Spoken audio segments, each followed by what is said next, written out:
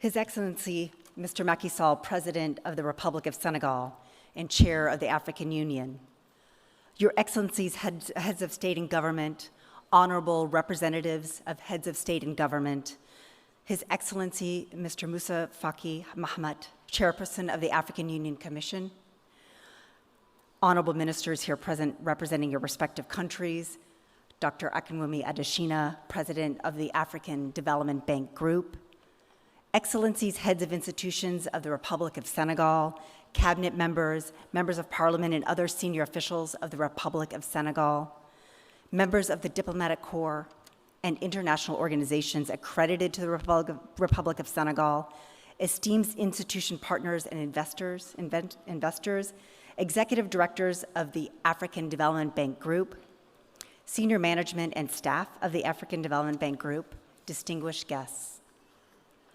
I would like to thank His Excellency, Mr. Macky Sall, President of the Republic of Senegal and Chairperson of the African Union, as well as the government of Senegal, for their tremendous support and collaboration to co-host this event with the African Development Bank Group.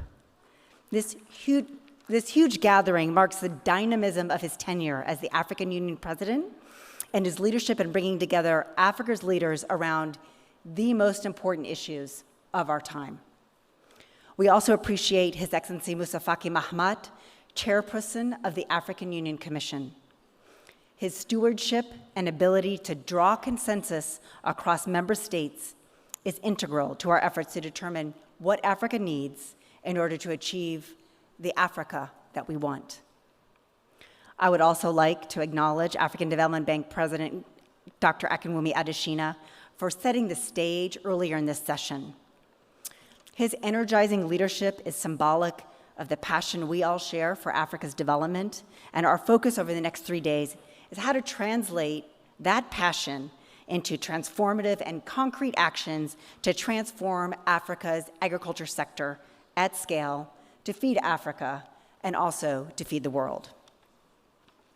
So, ladies and gentlemen and distinguished guests, many of you here today were also here for the first Dakar Summit.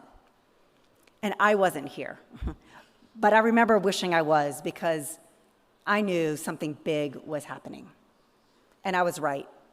Feed Africa has been big. Feed Africa set out to transform African agriculture into a competitive, inclusive agribusiness sector. Similarly, Feed Africa provided support to member countries as they navigate the African Union's Comprehensive Africa Agricultural Development Program. And CAADB's goals, established at its launch, are just as relevant today as we pursue heads of state-level commitment to investments in agriculture. Feed Africa has delivered on this transformation. We invested more than $7 billion since it was launched and reached over 74 million farmers. The success of Feed Africa has shown that political will, coupled with coordinated investments in technology, irrigation, and market access, can yield dramatic improvements in Africa's agricultural outcomes. So let me start first with technologies. So these are proven, climate-smart agricultural technologies. And these technologies exist thanks to decades of investment in world-class research.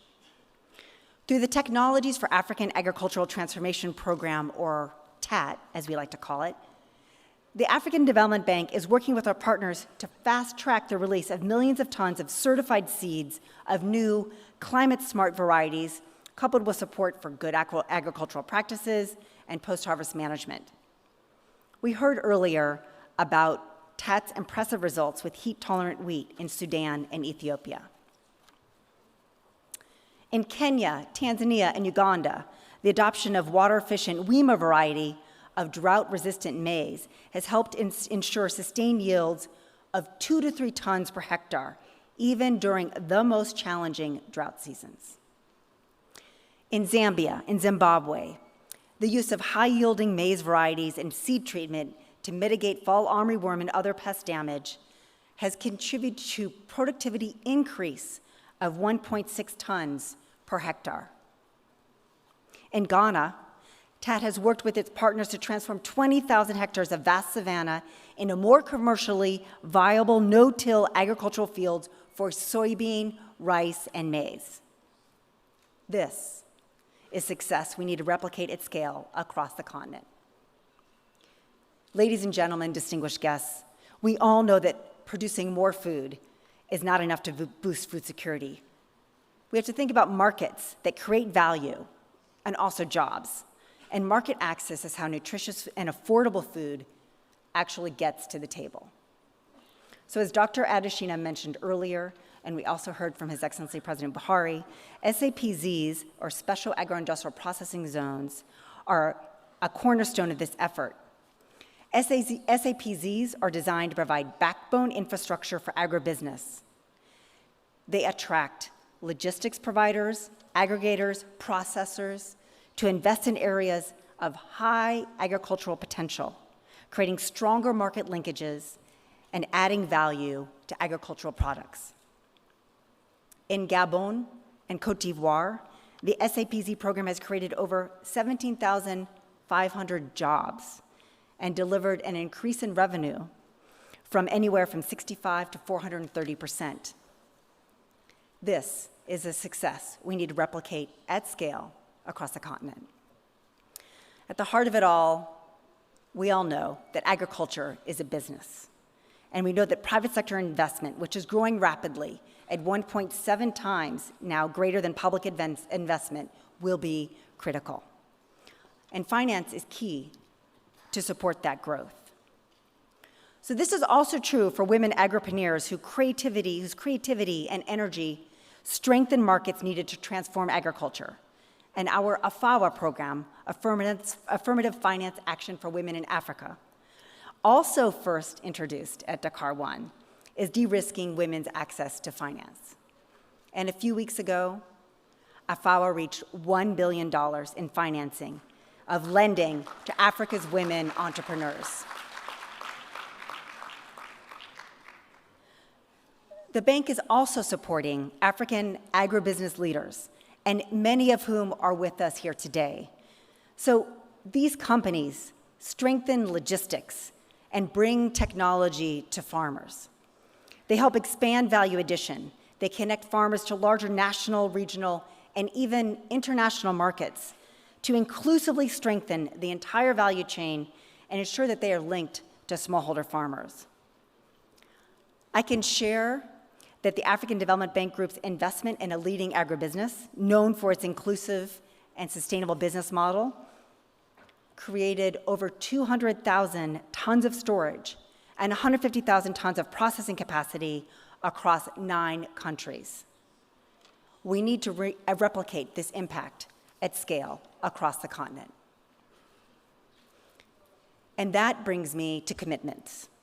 We have all seen this work and work well when there is political commitment to invest in agriculture and to get the policies right to make it easier for the private sector to operate.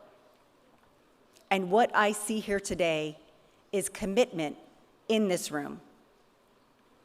And as much as I knew something big was about to happen in 2015 at Dakar 1, I am much more convinced now that something much bigger, more transformative, is about to happen on our continent.